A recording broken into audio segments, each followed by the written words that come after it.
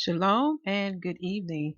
Um, this is part two, dealing with the playlist series of the mystery of Shavuot, known as in the Greek tongue they say Pentecost.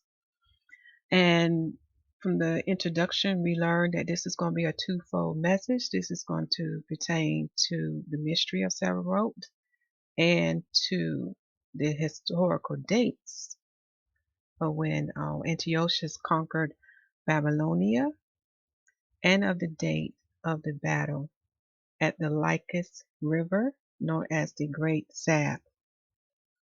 Shalom and good day, everyone.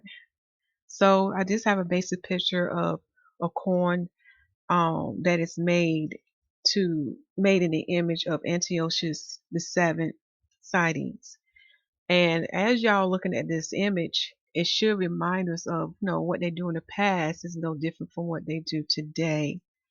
In the Romans Empire today, do they not make images of those that they have put on, of their leaders and their rulers?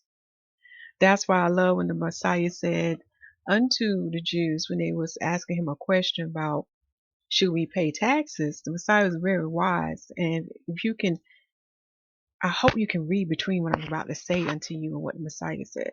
He said, give unto Caesar what is Caesar.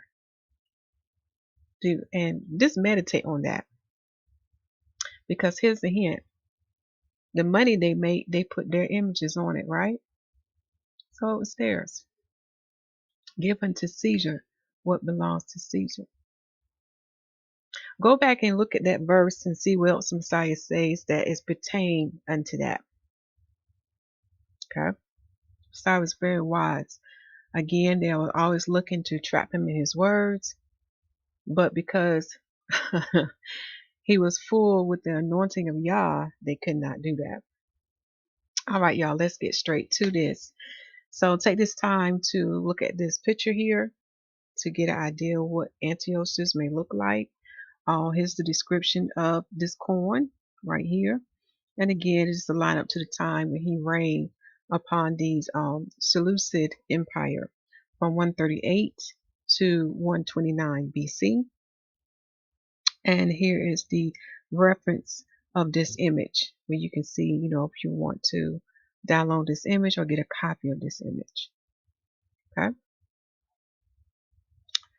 Now let's get this part out of the way. So the title of this video is part two, the mystery of Shavuot / Pentecost, the date of Antiochus the seventh Sidetes conquering Babylonia. So this is where we're gonna start at first, y'all. We're gonna start here because we're gonna build slow.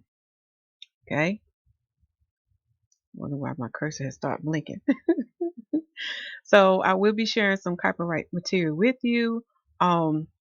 This is only for education purposes only. However, still do your due diligence yourself, okay? But this is to help a lot of us to see and hear what the Father wants us to understand with Shavuot when it comes and what it should remind us of, okay? Now that we got that out the way, trying to think to go where next. Okay, first for the announcements. So in these upcoming videos, I'm going to start to attach two main playlists that I want you to look at. The first playlist is dealing with YAHUAH prophetic messages. Just like in the days of old, even now he is speaking through his prophets and prophetess. He is confirming to us what season we're in. And when we get through this playlist series, you're going to see why it's so important. You need to listen to his prophetic messages. It's about, I think, 8 videos in that playlist that pertain to his prophetic messages, as well as other videos that relate to those prophetic messages. And you're going to see why how what we're doing now is going to line it to the time now, because your mouth going to drop when you see the mystery. Okay. Now in this playlist, it is titled Where's Your Wheat for Pentecost and Shavuot. In the beginning of this, remember I said everything has to align, just as the heavens is connected or tied to the earth, because both of them are his witnesses, right? So most of us are familiar with the living words say what is done in heaven is also done in earth. The two go hand in hand.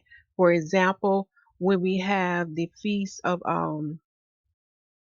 Pentecost, known as the Feast of Unleavened Bread, we know that the time to harvest the barley falls in spring, and it falls in the month of Abib, and everything must line up because you have to have the barley during the time of the Feast of Unleavened Bread.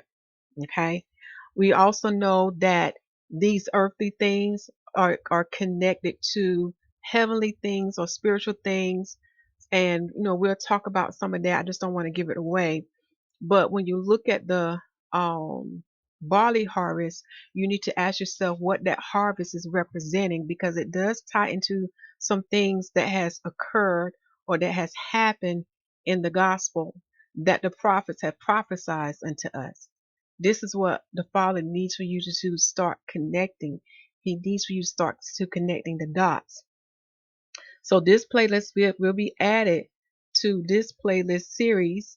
Click on the letter I, and you will find it.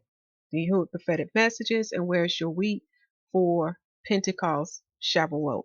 It's very important because I'm finding that many of us, how can I say, operate on paper, but we're not taking the time out to check what we have on paper. Does it align to the heavens? And does it align to the earth? We're not doing that. So how do you know what you're following is correct? Okay.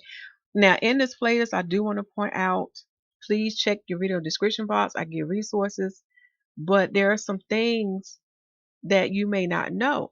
For example, in modern day Jerusalem today, they are dependent on America to provide their wheat, because y'all, that land is not in a state of eating yet. As you know, as the the prophets prophesies about the land of Israel. When that time would come, it would be in a state of like the Garden of Eden, but it's not. You would see them using science to manipulate to force growth in that land, but they can only do but so much. A lot of their produce, far as like the wheat, would have to come from America. A lot of people don't even know this. hmm So there's some interesting videos in this playlist to get your attention, because I'm finding among my brethren, the Israelite brethren, many are not coming out like they did with the barley and showing us, does it align to the date they are keeping their Pentecost. Okay, so that is something to keep in mind. Okay, so this would be added. All right.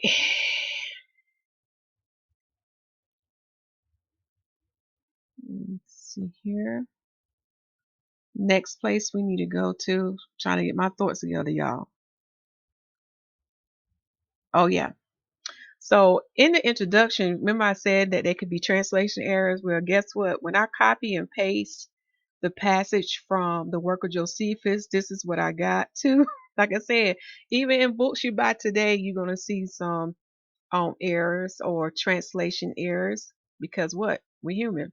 So right here, I knew that name was Hyrcanus, okay? But as you see here, they spell it with an L and not the H. That's a typo. Okay, so that's what I'm saying. You're going to find errors in some of these books, but one thing about the Father's sacred books, or those that He had ordained to write certain things, you will learn that line upon line and precept upon precept, you will still get His truth. Okay, so I just thought I'd point that out to you as well.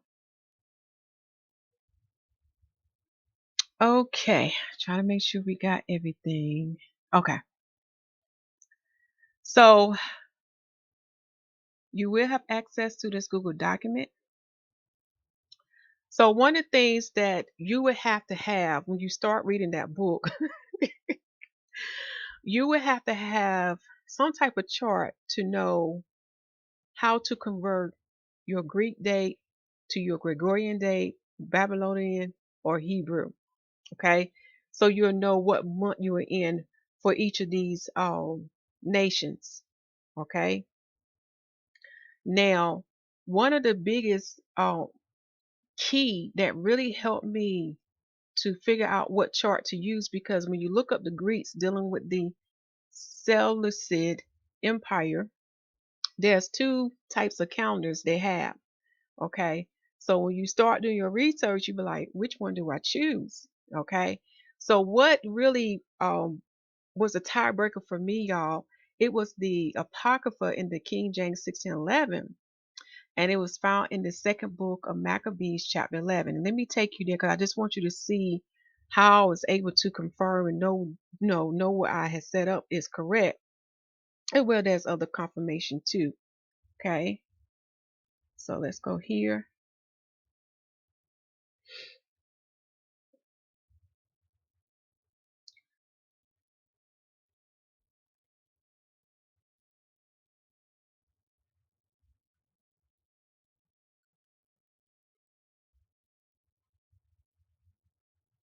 Let me see, we're going to second Maccabees.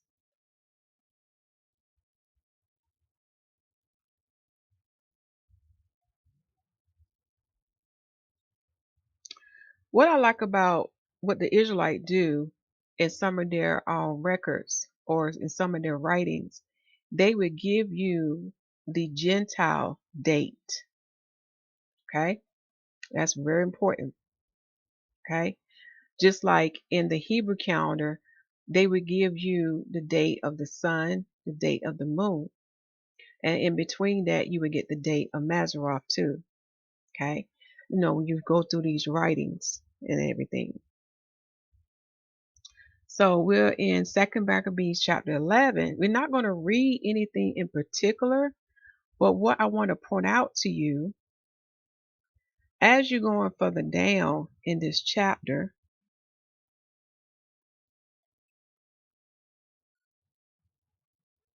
about there,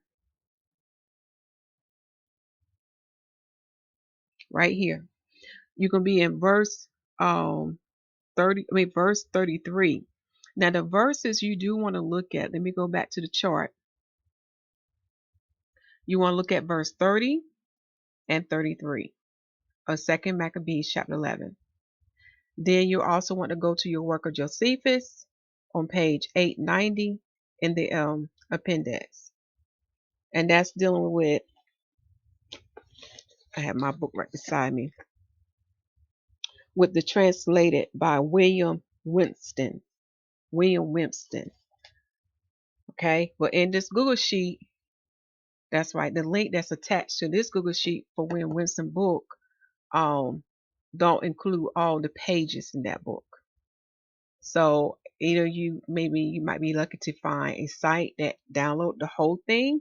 If not, I know this book is not that really expensive. I have seen it being sold around $20 in some of the bookstores to up to 40.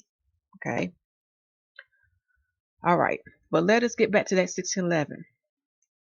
For those who have a copy of the original 1611, you will see on the side note here, and I'm going to click on this image here so we can see this better. Now this is in Gothic Roman print, so it takes a while for your eyes to adjust, and it's in Old English, okay?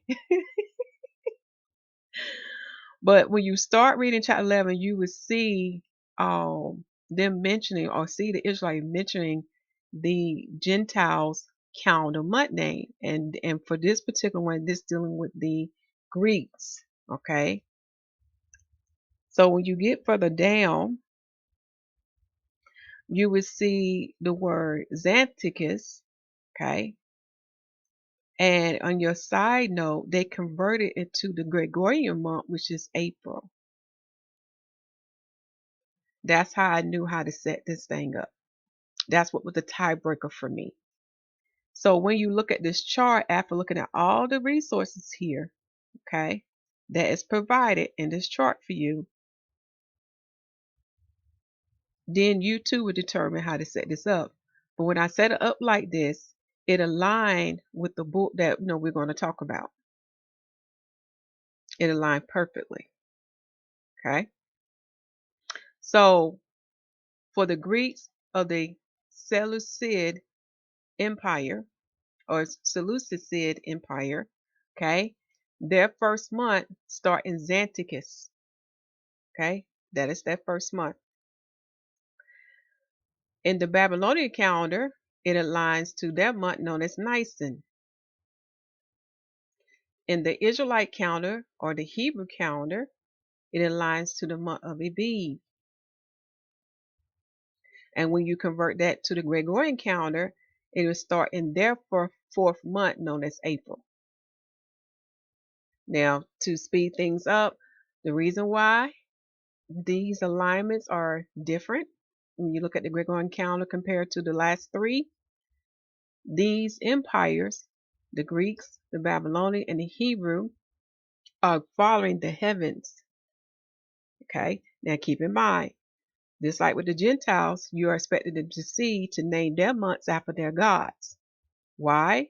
Because when you read the book of Jubilees, the book of Deuteronomy, even the Apocrypha, you will learn because the sons of Noah rejected the Most High, he had them to turn away from him. So he gave them over to the angels. Okay? But in today's calendar, we're in the fourth beast calendar, which is Rome. We follow the Gregorian calendar for this empire, and it's based on the sun, but we know they don't even follow the sun circuit. So one thing I noticed about the book that we're going to take a look at, it does take into account how our months would rotate on this calendar. Because what it is, I'm just giving you the alignment of how it should be when it first starts, according to whatever period of time. Okay. But as time go on, we know these months going to rotate on the Gregorian calendar. For example, you can have your first month Aviv to fall in March to April because it rotates. Why? Because we have a intercalary month or a extra month that we use to keep it in line with the heavens. In other words, the heavens produce the extra month to help everything keep in line with the heavens. Okay. So also when I was looking at the other sources, the Babylonians too do the same thing. Now, I couldn't find anything on the Greeks yet, but from reading the sources that I provided for you, they too kind of model themselves after the Babylonians. Okay, so this is why you're going to see 2 months being given when he started to reign. Okay, let me clarify myself. You're going to see 2 months being given when he started to reign in the Seleucid Empire. Now I'm talking about Antiochus the VII, Sidetes. This is why we're going to see that July/August in the year of 138 BC.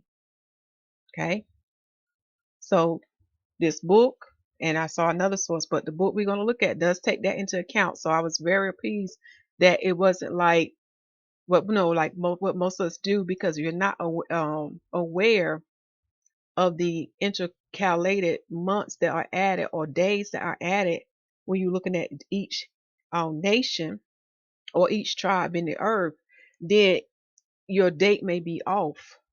Okay, so that's very important to know. Okay, so you will have access to this chart, and we will be coming back to this chart so I can show you how I was able to line what month, what day, etc. To the dates that was provided in that book. Okay.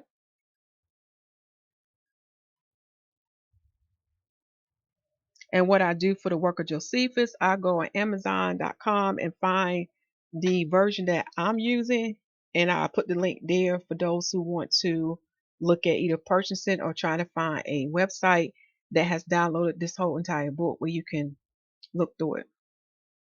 Okay. Also, FYI, with the Gregorian, they don't have a extra month, to keep their year regulated. They do it by extra day. Okay. So this is why you see two dashes here. And here, I just don't have any information on the Greeks to know what would be their 13th month. But I do know from sources, they do model themselves after the Babylonians. Because it kind of makes sense. When you have empires taking over empires, you would see an influence of each empire culture upon each other. But when you get to the root of things, you will learn all the sons of Noah were taught these things. But as time went on, they perverted them. Okay. Now, how to number your Seleucus years. So we know through different sources, you're going to learn that it was a total of 312 years that their empire exists. So what you're going to see, how most sources going to line it up, because you know how the Gentiles do. The counting is so backwards to me. They use BC or BCE and AD. Okay. So when you look at the Seleucid era, they look at how they count according to the years their empire exists. Okay. So again, that's how you got 312. So, but to convert it to what we call Amno Domini year, okay, when you're dealing with the Romans, we know that when you go from BC to AD, the number zero do not exist. So according to whatever sources you're looking at, some will have the starting year to be 312, and then others may have it as 311, because that first year or that last year may fall into AD, and that'd be 1 AD. So that's why you would see 311. In other words, 311 will fall in 311 BCE, okay?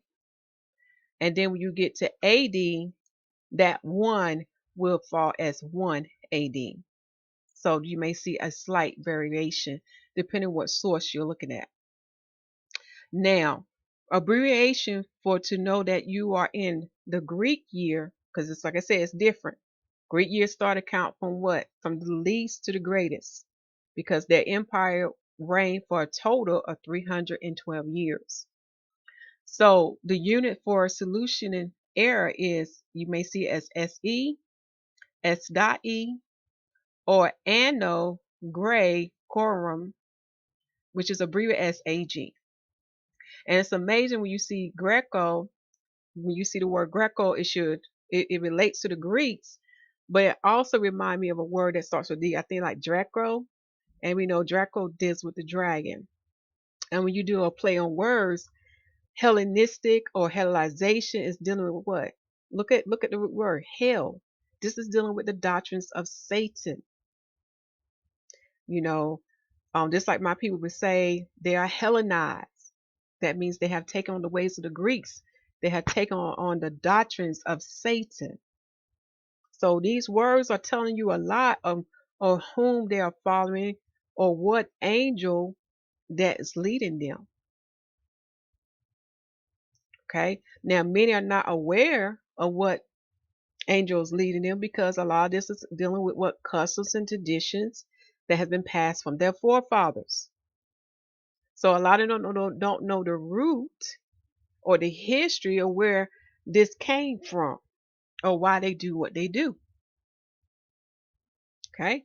So for this purpose, I have chose to follow the 312 BC, okay, to the 1 BC. So my first year of the sometimes I can say it, sometimes I cannot, y'all, of the Celticid era, my first year is going to fall in 312 BC. Because remember, they count them backwards. They count them down from the largest number to the smallest number. And so therefore, the 312th year of the Greek year will fall in 1 BC. Okay, so that's the format I'm using. All right. So now for the book.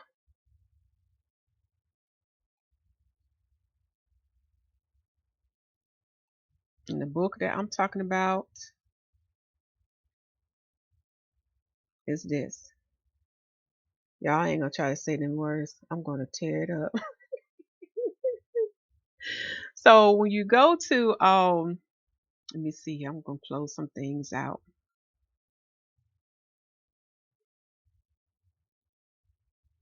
While I have this task to open, I don't know if it'll come up. Nope. I'm going to go ahead and close it out. Okay. With the book. Depending what site you go to, you can go to Amazon, you can go to Google Books, and you can be able to preview some of this book, but not all of the pages. Okay. What I like about this book too, he gives you maps, and you're gonna need a maps dealing with part 3. Okay, so we'll come back to the maps in part 3. But what I like about this book, this gentleman used a ton of resources. So I, when you start reading it, you really feel like you're getting something accurate. You know what I'm saying? Because he's looking at all the different types of historians that have recorded the events of the Parthians and of the Greeks.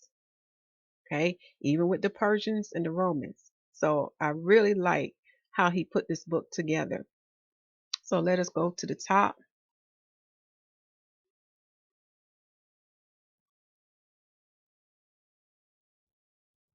So it's by Shayigan. Shayigan. Sorry, y'all. I'm showing you my tongue. And it's printed by Cambridge University Press. Okay. And my copy too is a 2011. They do sell it in a hardback and they do sell it in a soft copy. Okay. So as you see, you got your table of contents here, and like I said, they are pulling source from a lot of ancient historians such as Duo, Herodian. I cannot say this word, but it's the AM. Also seen like Josephus, Maccabees, also with the and Maccabees come from the 1611. I have seen Justin. Like I said, it's a lot. And then also dealing with the Parthians record keepers too as well. Okay.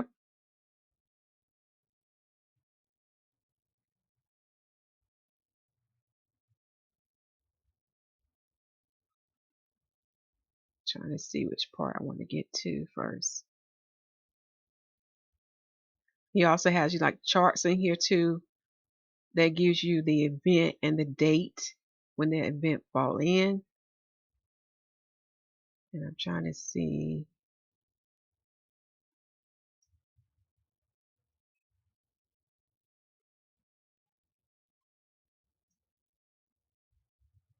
I'm looking for, I think I know, okay, I remember. It was something that's dealing with him, the author, that I thought, oh, what is this at the top? That's what I'm trying to find for y'all before we go to straight to the information. It should be the first page in the book. Nah, so I wonder if it's at, wait a minute. I wonder if it's at the back of the book then. Yeah, it's at the back then. So let us go to the back.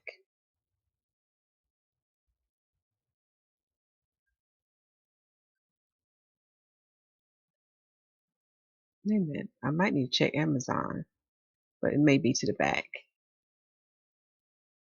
Yeah, let me go to Amazon. Sorry about that, guys. Let's see here. Okay, I found what I was looking for. Sorry about that. So it is on Amazon, and they do have a part where you can also preview it.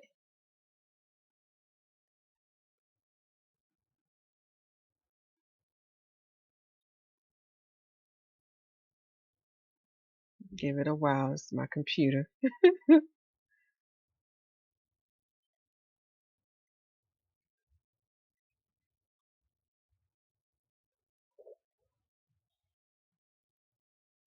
Okay, so the part that I was talking about that I want y'all to,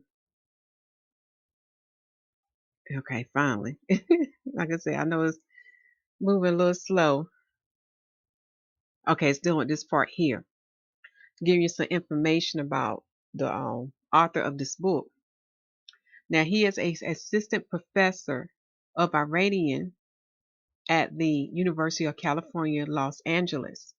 He has published on ancient Iranian history and it got to be either philosophy or philology. Has co-edited a volume on the Talmud in It's Iranian Context 2010 and is currently preparing a book on aspects of epic and history in ancient Iran. That is forthcoming. So I think that book has already been out now. But what caught my attention that he had co-added a volume on the Talmud. Now, when you study the history of my people, the Israelites, starting at the Babylonian captivity, you will learn this is where you got the oral law that has been now written down as the Talmud. And you probably wonder why how this professor of Iranian studies come into this. Well, when you start studying history, you'll learn that even through the Parthian time, the Jews lived in their lands. And proof of this is looking at Acts chapter 2. Because, when you look at the captivities like the Babylonians, the Persians, the Greeks, the Romans, you will learn that our people was spread out throughout the four corners of the earth of those captivities. But to going back to give you more insight about this Talmud here, why would probably an interesting study because like I said, when people live in other people's lands and they look at their culture and what they do, ways are exchanged, you know. Okay. Oh, another thing the Father want me to bring to your attention that the oral law just didn't start in the time when my people was in the Babylon captivity. This go back to the days of Egypt. And one proof for that is that how he had them wander for 40 years. The second proof is look at how Joshua had to circumcise those children who was not circumcised because they still because of what their parents have done, with the reproach of Egypt. So by him circumcising them was a physical sign to show that they have removed the reproach of Egypt off of them, meaning that they have removed the Egyptian ways or the heathen ways, but we knew that that wasn't the case. It still got passed down and passed down. So when we get to the gospel, this is why we can see when the Messiah was saying the same thing. They followed the customs and the traditions of their forefather. They was not following Torah, which came from heaven. They were following something else, which came from Satan. Okay. This is why you have the Pharisees keeping Passover during daylight time. Go back and read it. But you had a Messiah keeping Passover starting at the evening as written in Torah. And Josephus will back me up, y'all. He confirms all those things. He was of the sect of the Pharisees, and he would tell you the difference between the Pharisees, the Sadducees, the Essenes, as well as many other sects that was upon the Jews. Okay, so now by knowing that history, now you understand how this professor who has specialized in Iranian studies will be a co-editor in the volume of the Talmud because the Jews live out through all these lands. Okay, so that was another thing that caught my attention. All right, y'all. Sorry about that. Let's get to the nitty gritty. So in this book, it gives us the date of when he conquered Babylonia. And it also give us another date. And we'll talk about that as we read the passage first. Okay. So unfortunately, the pages we have to go to is not available for as a preview on Amazon and also on Google Books. Okay. So I had to take a picture of what we need to read. And as you see, when you're coming out with some truth or some information that people need to know, things want to cut up. But in the name of Yahushua Mashiach, not so.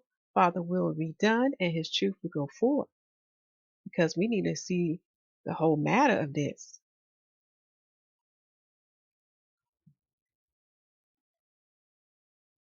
So let me close some things out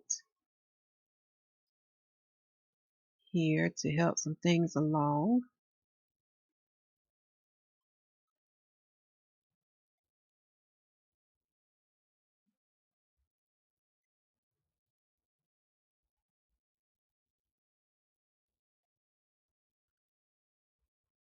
Let me hit pause. I'll be right. Okay, never mind. It's done align itself. Oh, it's still. Hold on, y'all. I'm gonna hit pause so I can make sure I can bring it up. Okay, I'm back. Let's see if this works. Okay, gotta wait till it come up first. Okay, there we go. I see. I see my toolbar. That's a good sign.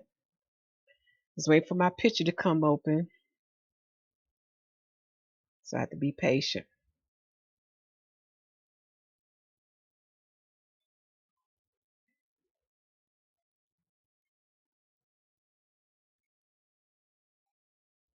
There we go. So the pages that we're going to look at are pages 125 through 128. Now, as far as the passages we're going to read, there are only 3 pages we have to look at, and it's not a lot of reading material. Okay, but let us first start with page 125. This is dealing with the A preparation in anticipation of Sidetes attack. Okay, so let me bring this passage up. Let me blow this up where you can really see it.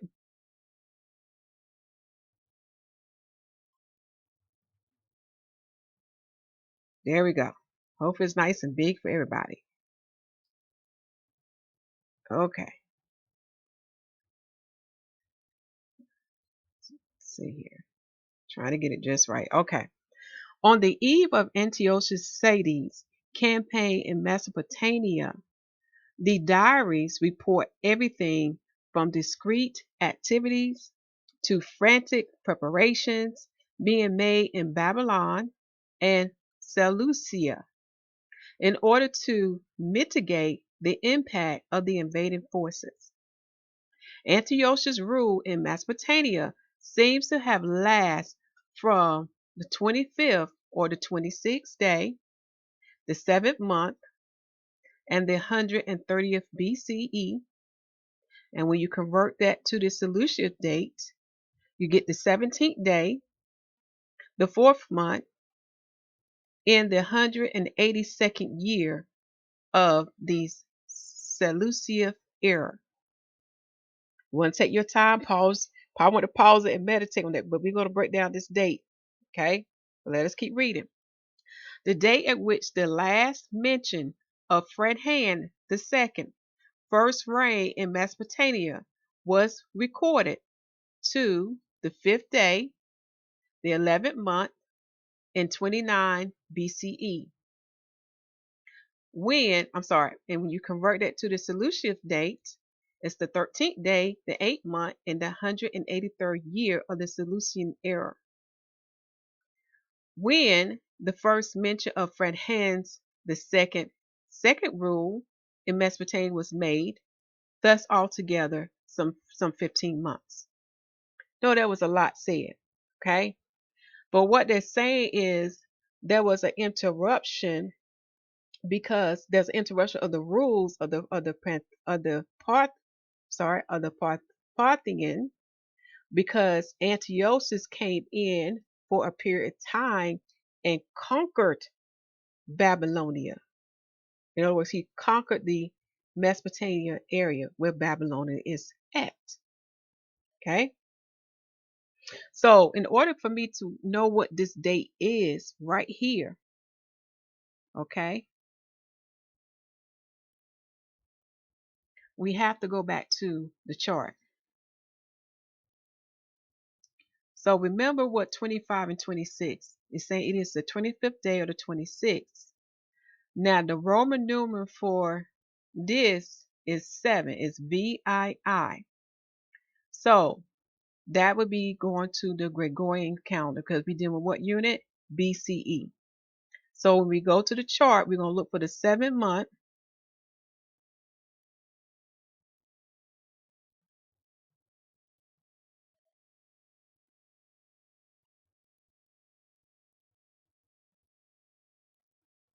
On the Gregorian calendar. Okay, 7 months July. Now we'll go back and look at the Seleucian month.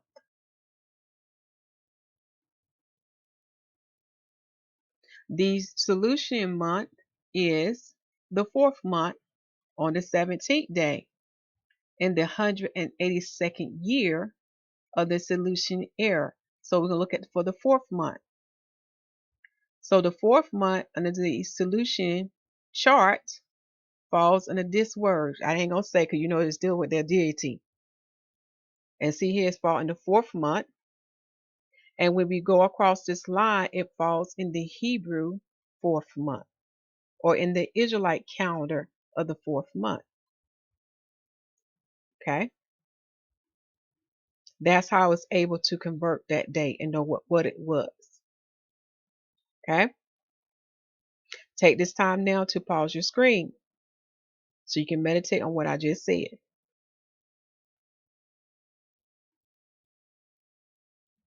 So get back to this paragraph, looking over this.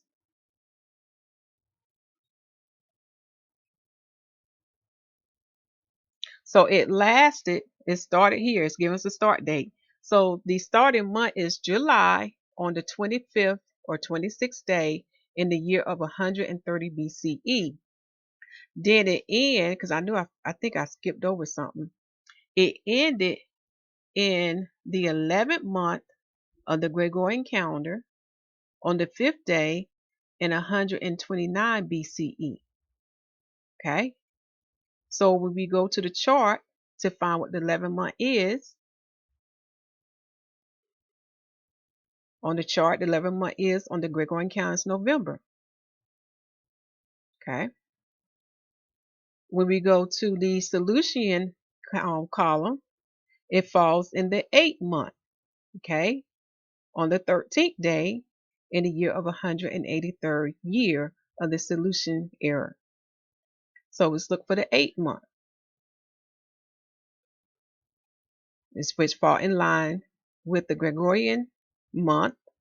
So the 8th month of the Greeks is this word, dies.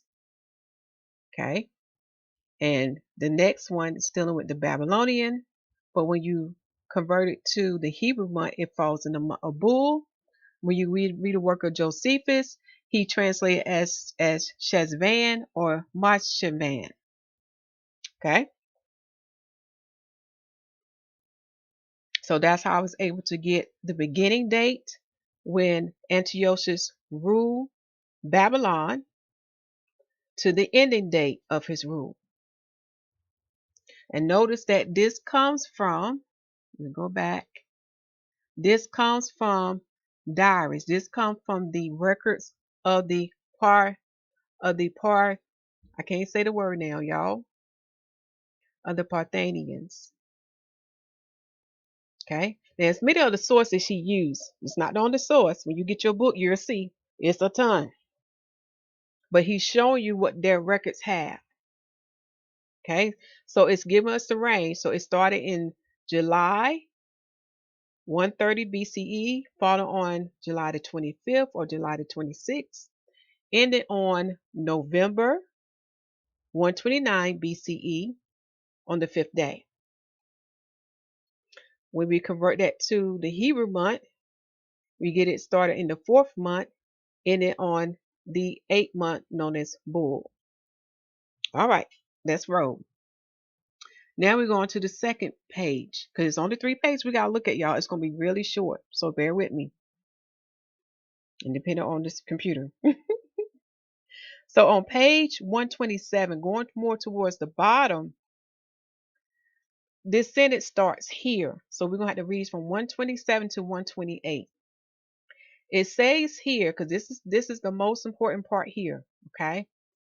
It says that the last entry of the diaries prior to the conquest of Antiochus seems to indicate that on the 13th or 14th day in the 6th month of the Gregorian calendar in the year of 130 in the year of 130 BCE, which is the 4th month in the Greek calendar on the 5th day in the 182nd year of the Seleucid era. Okay, so on that day, y'all, possibly following,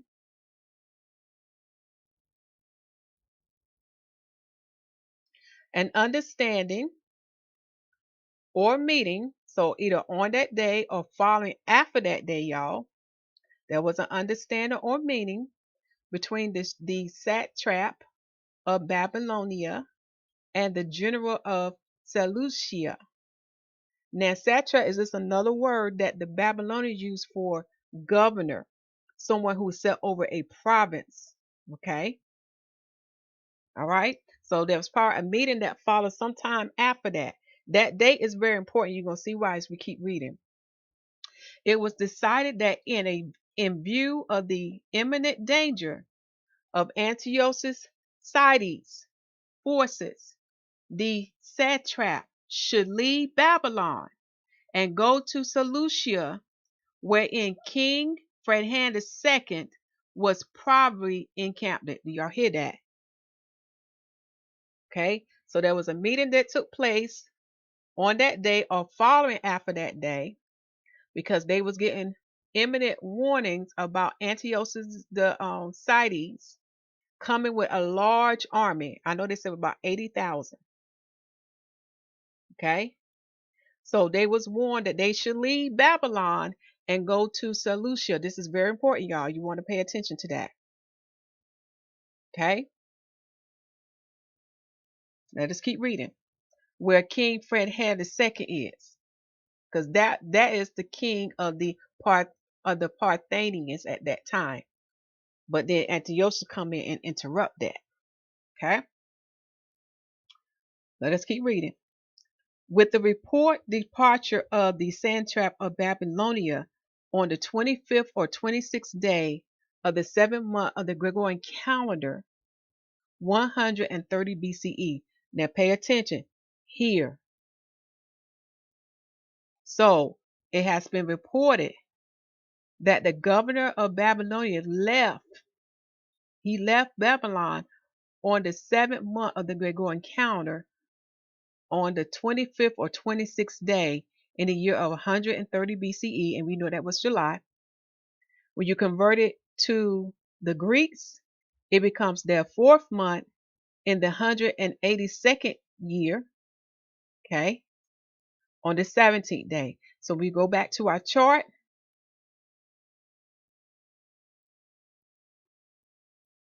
Their fourth month of the Greeks is that P word. And if you know, for us, we know that dealing with that deity of T. Very important to know. Okay. So looking at this day already is falling in summertime. Summertime, right? Okay. That's when he left Babylon, right? Because Antiochus was coming in with his large army. All right. Let's go back. It goes on to say the direct representative of the Arsacid authority in Babylon left for Seleucia. And here's the translation from diaries. You can see here. When you see that month, it don't give the number, but it gives the day of that month. All right. And notice here in this translation, it's very important to see that when they was talking about Seleucia, they indicate that this Seleucia is on the Tigris River. Very important to know that because when we go to the maps, you're going to see why. Because when you learn about a lot of nations and even the Israelites, people will rename a lot of areas the same name. So you have to differentiate what area they're talking about because many areas can have the same name. But proof is here that is showing in this last sentence that on the 17th day, the governor left Babylon to Seleucia. Okay? Because Antiochus was coming in. So this is how we know for sure, without a shadow of a doubt, that he conquered Babylon in the Gregorian month known as July, in the Greek month known as the fourth month, which is when you translate it to the which is Pandemus, and you can see that word also in the work of Josephus. But when you go to the Babylonian tongue, it's that fourth month then with that T word, y'all. And it fell in the year of 130 BCE. How we get 130 BCE? You take 182 of the Seleucian era and you subtract it from 312. 312 minus 182, you get 130 BCE. So this date is very important. Okay. Another date that's very important we have already talked about is on page. If it go back up for me.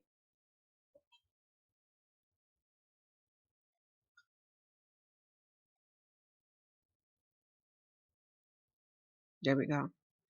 It's on page 127. Because what this date that's given me that falls on the Gregorian month, which is the 6th month, on the 13th or 14th day in the year of 130 BCE. Okay.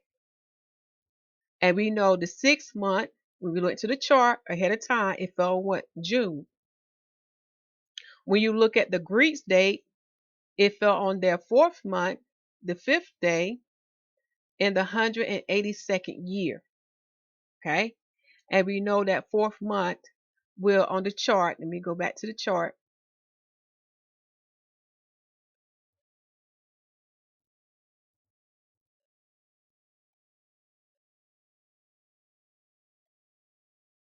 Make sure I looked at it right.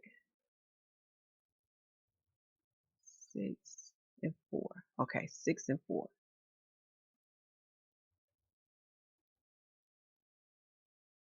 Here we go. 6. So when you go back to the chart, you get 3 for the Greeks and you get 6. Okay. But you see 4. Make sure I look at this right.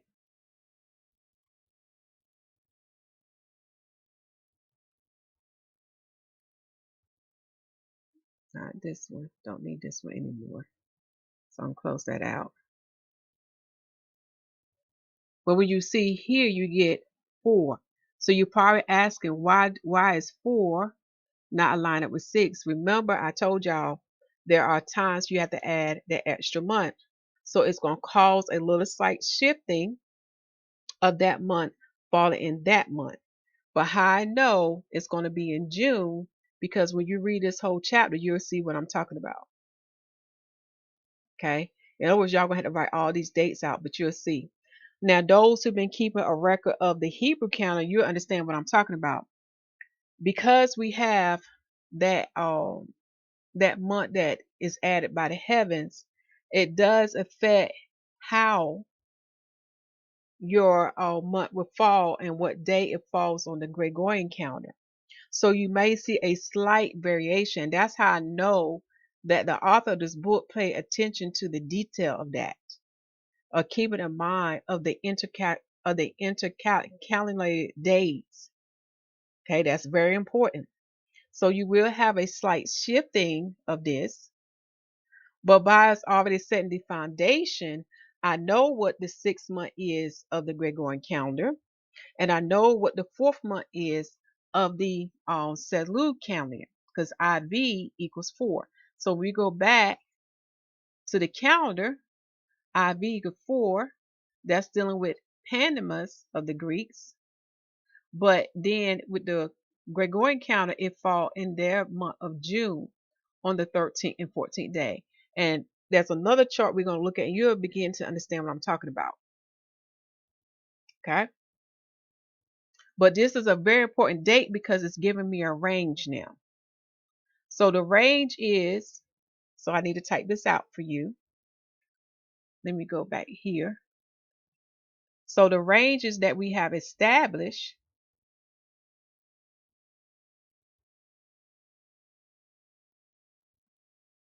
is this. Let me insert my chart.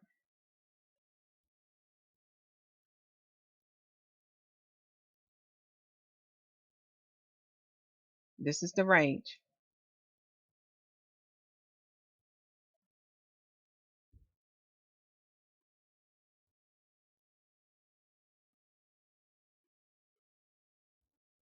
We know June the 13th or 14th of June, 130 BC,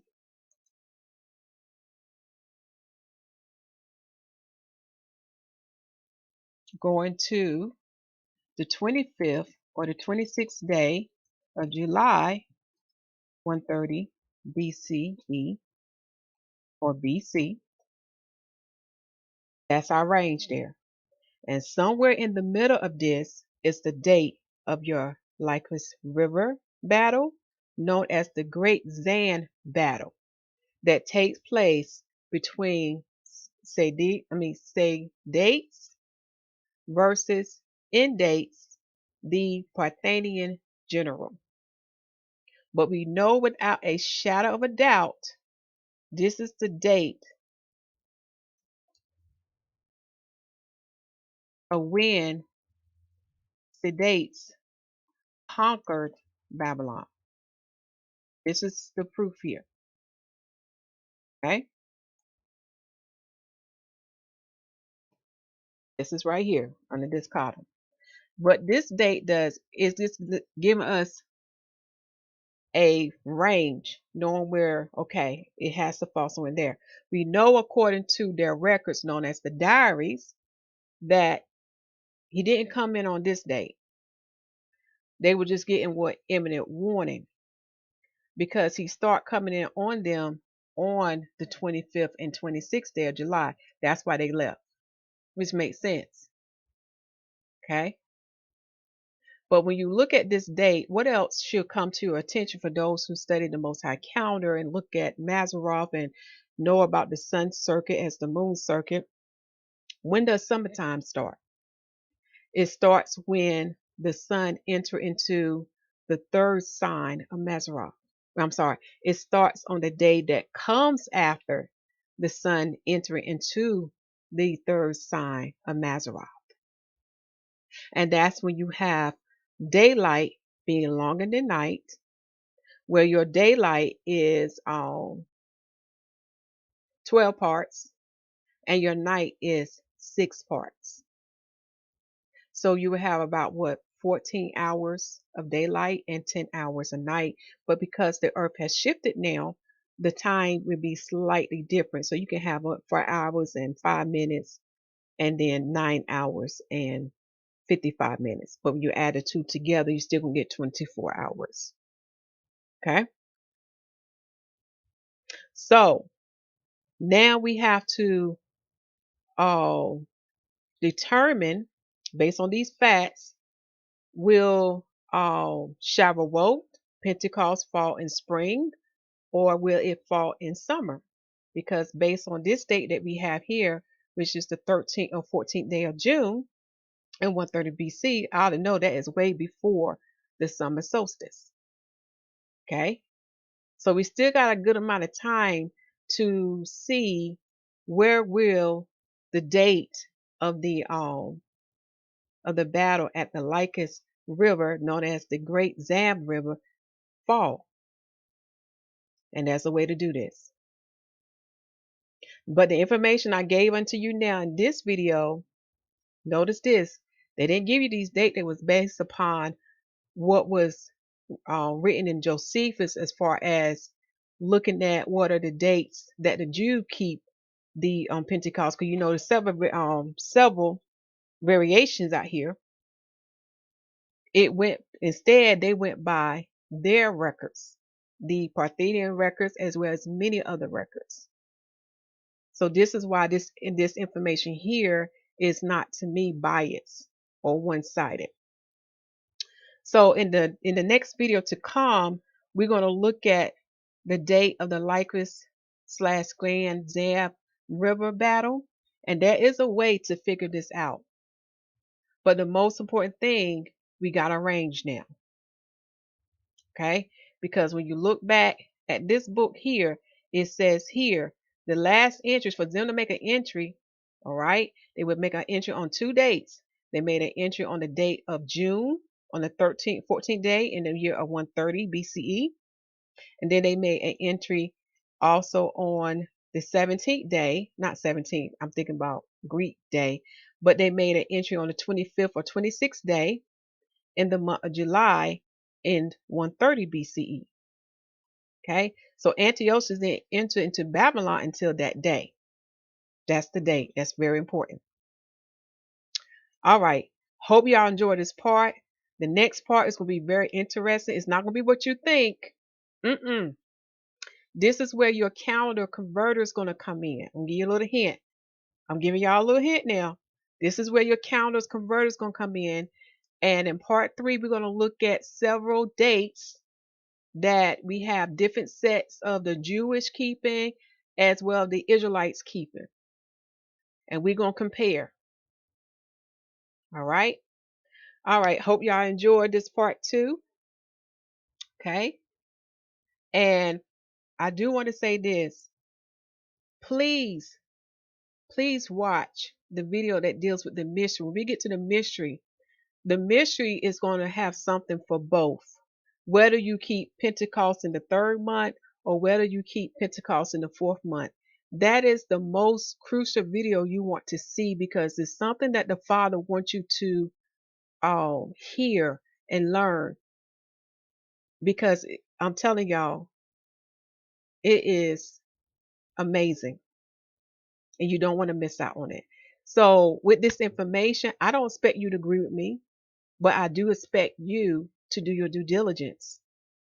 And remember, all things have to line up: history, agriculture, the heavens, the earth, the math, the science, everything when it's done in what? In truth. Okay? So the Father is showing you He does provide us confirmation. He does provide us a witness. So part 3 is going to confirm, do we keep Shavuot in the spring or do we keep Shavuot in the summer? What is it? Okay, so that's it's gonna be kind of interesting. All right, continue to preach that the kingdom of heaven is at hand, for it's true at hand, and make sure the people receive salvation as written in Romans chapter 10, and baptize the people in the name of Yahusha HaMashiach, for the Lamb set the example of the water baptism and the Holy Spirit baptism, and the apostle continued them both. And if you have no one to baptize you, guess what? The Father made it easy. You can baptize yourself.